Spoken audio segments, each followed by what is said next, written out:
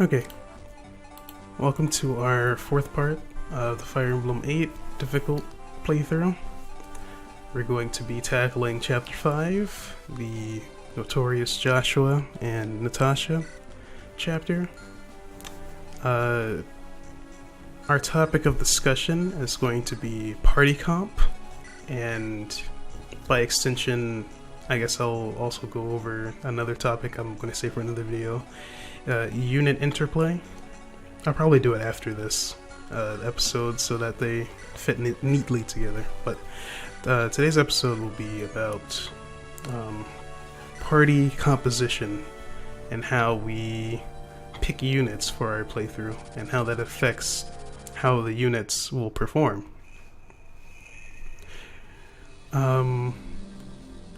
As we get into the chapter, I think I'm going to give Natasha a heal staff, and I don't know if I'm going to give anybody else anything via the trade shop, but we'll see. Party comp is going to be the same, except I'm going to switch Gilliam out for Colm. I think, yeah, go to the armory and then give her a heal staff. I might give Arthur a lightning too. No, I should definitely give Arthur a lightning. Also give Nimi an iron bow. That's fine too. I think I already sold that. No, I didn't sell the red gem yet. So the red gem for some extra cash. Also gonna sell pure water and elixir, because I don't really need them at the moment. Just gonna sell another vulnerary. Nice chunk of change.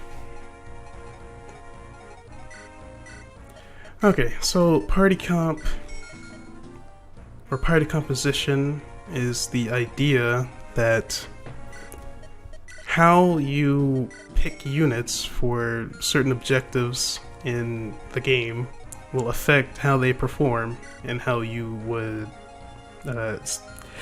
rate how useful they are, as well as how they would interplay with their other party members.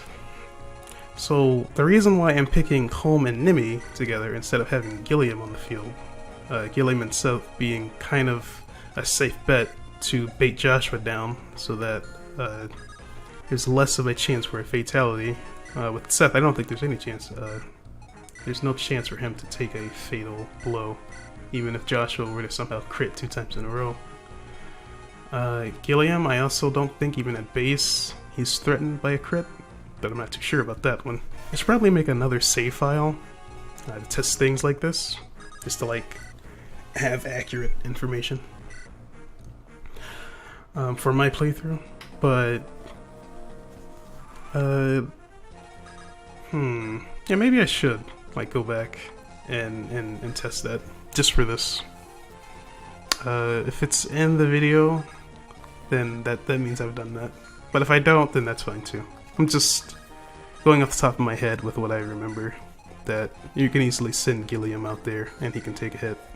And then you can also send Seth, and there's almost no chance that there's any threat of crit danger from Joshua. Especially if you, I think, hold a lance, you get 1 additional point of defense. So, that's another point for him.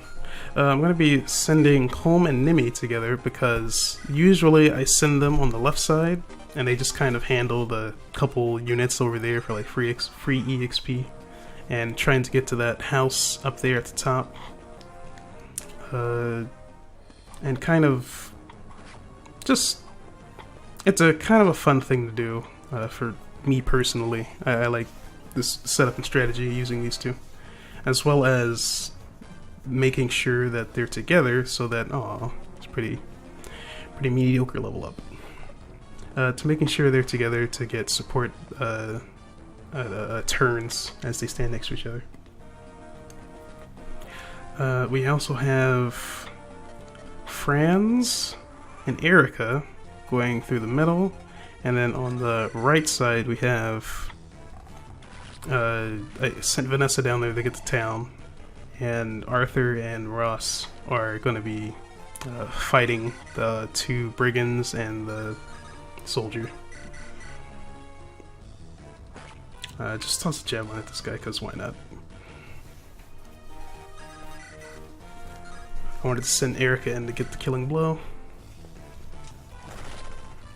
Oh, okay. Pleasant.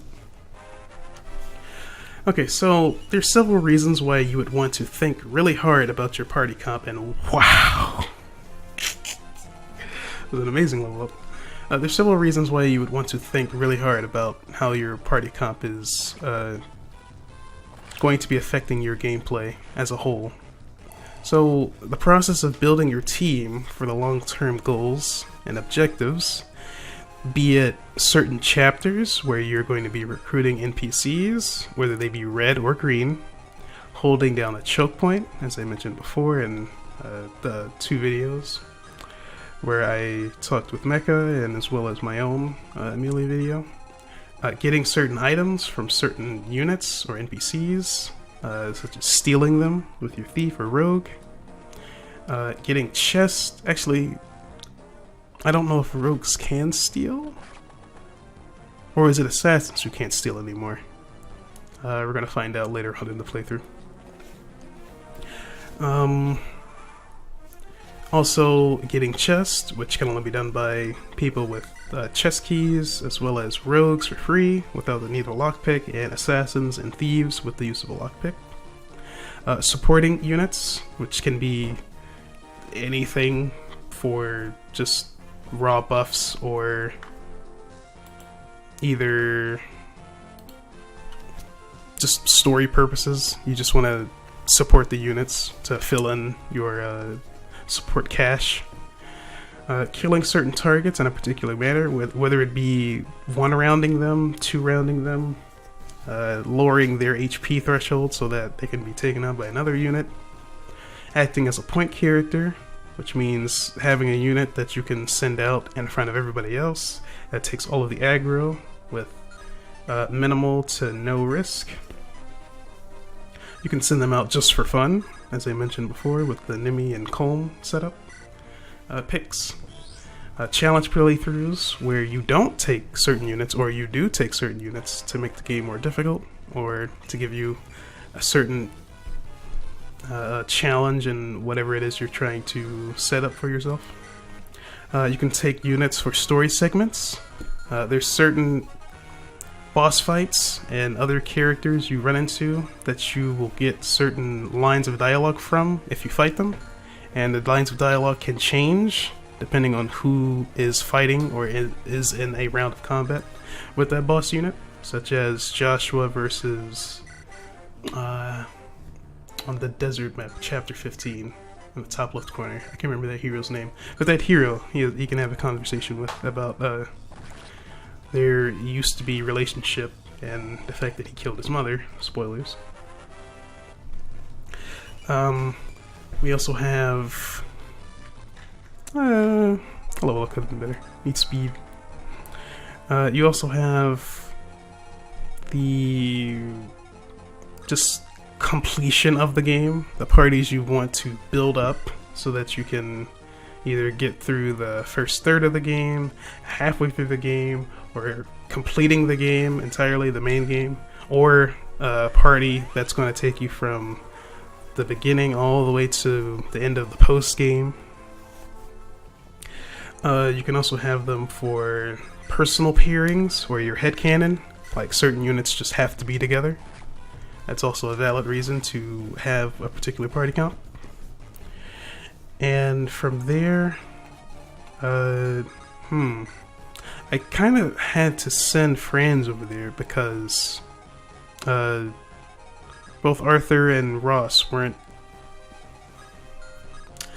It seemed like they were taking a little bit too much heat, so I wanted to send him there as a kind of tankier sword using unit, because those axe guys can kill Arthur pretty quickly. But I wanted to see if he'd be able to hold it on his own. Unfortunately, he could not. Also didn't want to give him the defense crest just yet, or the dragon shield just yet. Oh, and we got a crit. Nice. So, in your party comp, there's so many ways you can have the map and certain circumstances affect who you bring in to be there for you. Wow, he lucked out with that 5 damage, and he dodged at 77. That's pretty good. There's so many ways you can approach a chapter that sometimes your party comp is just so malleable that you can bring basically whoever you want, as long as you don't mind certain thresholds of risk, or if you don't mind lowering the difficulty for yourself or raising the difficulty and things like that, or if you don't mind missing out on certain items or getting certain items, recruiting certain people. Maybe you have to take in a unit because you lost a unit and you didn't save, so you kind of have to bring in a unit that you would not normally do, or that was benched that whole time. So from there, you can just not think about, but you have this wide array of units that you will use for different reasons, and those reasons can change and flip depending on almost any factor that you run into as you play the game, especially if you have the foresight to see things ahead. If you're not doing a first-time playthrough, you can say that I want to train up this unit so that they can do a certain thing, so I can rescue a certain person, and then from there you can say that if there's more than one unit that can do this one thing, then you can weigh that on top of the other factors of, is this unit worth it in the long run? Do I only need them for this certain chapter and then I bench them? Do they grow at such a rate, or they meet certain benchmarks for you and your playstyle and your playthrough, that they're still viable and decent to continue using? And from there, you can modify your party comp to accommodate this unexpected newcomer to your party. I kind of had to put him in range, and that was really dangerous. That guy had 1 crit. He could have easily killed him. And we have Nimi versus Soldier. Enemy Archer. It's going to be fine. Colm's right there. And she can heal herself. What I'm gonna do here, I could send him up to attack, or he could just kill him. That's cool too. Yeah, I'm down with that.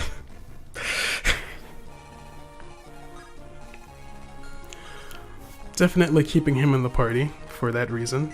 I would really like to play with the Shamshir assassin. Probably one of the most dangerous offensive units in the game, capable of killing just about anything if he gets the silencer. Just about anything. He kills anything with the silencer. So if you have units that are similar in how they interact with other units in your party, then you have that balancing act of, is their growth rate something I should factor in? Is their support something I should factor in? Is it the fact that they support with a certain unit a certain way? Is it the fact that they recruit a unit a little bit later on down the line? Is it that they make my playthrough a little bit more easier? Is it that they make my playthrough a little bit more challenging? And if you had 2 Cavaliers, and one you were already using because they were part of your party comp, but you wanted to make space for another Cavalier for any reason of the above, then does the usefulness or rating of that unit factor in to you and your own personal way that you combine units? Because some people like to have a very mobile team of people on mounted, or people on mounts, mounted units in general, where you want to have a very magical, it's a pretty okay level up. Could use some more speed though. Do you want a more magic-oriented party setup? Do you want a more sword-oriented party setup? In this game, you only have a couple axe users, but do you want a more axe-oriented user setup? It kind of depends on you and what you see as more valuable in the long run for whatever it is you're trying to do in your playthrough. And how you rate them according to your own metrics of play is kind of almost entirely dependent on how they perform for you and how they perform, I suppose, on average. But the averages shouldn't matter that much when you factor in the fact that your party comp can change depending on unfortunate circumstances or fortunate circumstances.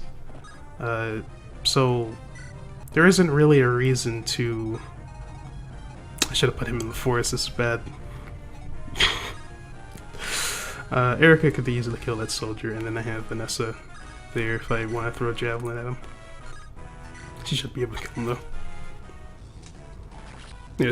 Yeah, that's free. And so your party comp is just basically your canvas of how you're going to structure your playthrough, and it is highly dependent on your own personal taste of your playstyle and how you feel the characters interact best with each other. Whether you want a whole bunch of flyers or just mobile units in general, a swath of magic-based units, a swath of support units that support a couple combat units that are extremely powerful, or having a well-balanced team of just general combat units, focusing on certain weapons, focusing on certain utility, focusing on what they can do for you on certain maps. You can have a whole bunch of mounted units, but as soon as they hit like desert maps or maps with a lot of forests and mountains, they're not as useful as they used to be. Wow, Joshua, okay. Alright. Okay. Not even being in the forest would have saved them from that. It was a risk. It was a risk I was willing to take. And I guess after that reset, I can continue talking about the other part, which is unit interplay. So I'll catch you then.